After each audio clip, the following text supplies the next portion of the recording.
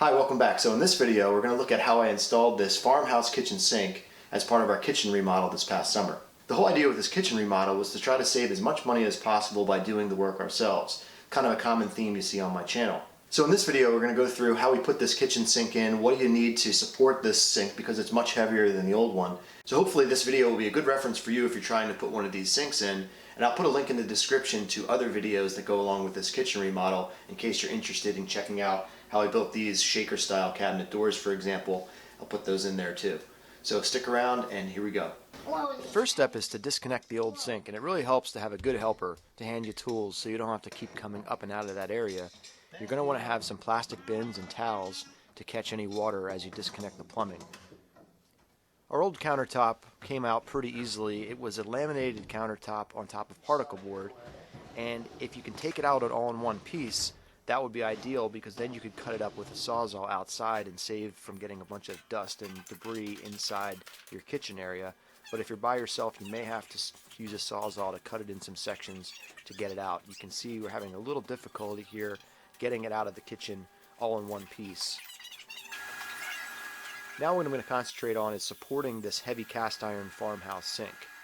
So I'm using some treated 2x4s here, and they're going to be part of a frame that's going to help support this. In order to transfer the load from the heavy cast iron sink down to the floor, first thing I had to do was mark the bottom of this particle board cabinet, and then what I'm going to use is an oscillating saw to cut out a rectangle so that that stud can go down and bear on the floor. I did also have to notch out the bottom of this stud so that it would clear some of the supports that were underneath this cabinet. Now that we have those support studs in place, we can widen the amount of support area underneath the sink with a couple more pieces of 2x4. I'm securing those with some screws, and I'm pre-drilling the holes to make it a little bit easier to get those in there straight. I also added this cross piece member in here again to give additional support underneath the sink.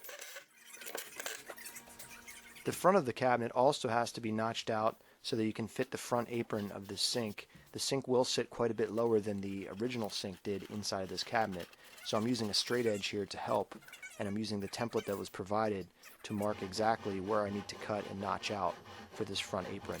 First I'm using a handsaw, and then what I don't show in the video is I used a jigsaw to carefully cut straight across, although that was a little difficult because of how loose this was. You can see it kind of shaking here. It was a little difficult to get a precise cut, so I'm cleaning it up with the sharp chisel, as you can see here. This doesn't have to be perfect because this will be hidden behind the apron, the front apron of that sink. The bearing surface for the sink needs to be 5/8 inches below the countertop level. So here you see me securing some 4x4 post pieces, and I countersunk these so I could get the 3-inch screws way down in there and tie them into the studs. And then I found I needed to put an additional shim in there so I would get it up to that 5/8 of an inch. So here my helper is going to help me put these shims in. Here's some more nails for you. Put some close to the, like around here. Like about, around here. You start them. I can't. I think you can start them. Try to start it. Don't hit your fingers. That's it. Get it started so it stays. Now you can hit it with your hammer.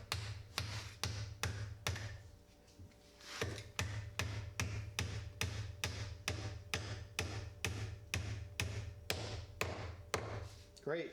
Keep doing that.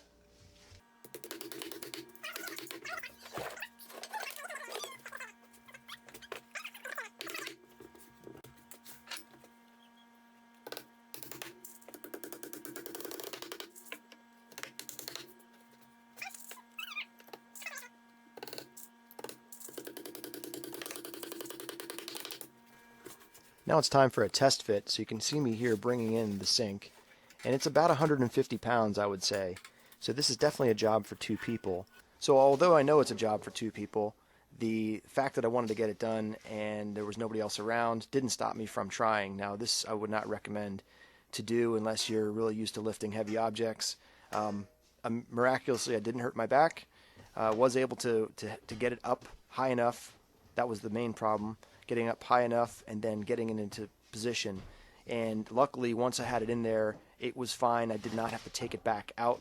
But as you can see, I'm struggling to lift the back side of it. That's where you could use another hand. So this is not the best way to do it by far, so please be careful and get some help when you do it.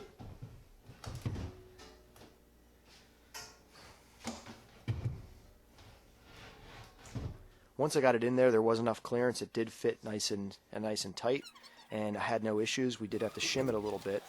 But next we had the countertop delivery, and so now that that sink was in there, the countertop guys could come in there and they could get their countertop all set up, and it was going to be an undermount, as you can see here. So the countertop fits over top of it, and then what they just had to do was shim it up a little bit higher in place, which was no problem. We put some additional support pieces underneath there just to keep it in place, and that all has to be done as the countertop's being put in, just so you can make sure that it's all nice and tight and flush underneath there. This is what the kitchen looks like now with all the work done. We have the backsplash done, the countertops are in, the kitchen sink is all done and secured and sealed. You can see that I have the cabinets done and they're painted white. We have soft close hinges all installed in all the cabinet doors. So a lot of work has been done now, and we're really happy with the overall look and function of the kitchen. As far as the faucet, we went with a hands-free option, which I really like. I didn't know if I was going to like that, but I'm really glad we did go with that because it makes it nice if you have your hands dirty or full of soap or something like that. It's very easy to, keep that stainless steel clean, and it also pulls out, as you can see, so it's easy to fill your larger pots for spaghetti or something like that. Alright, well, that'll do it for this video. Thanks for watching. I hope this gave you some inspiration and maybe some motivation to try to tackle a project like this on your own. You can definitely do it. Hopefully this gave you some information and a good guide as to how to support a sink like this. And I'd love to hear what you think about it. Leave me questions, comments, feedback. And until next time, take care and get out there and make something.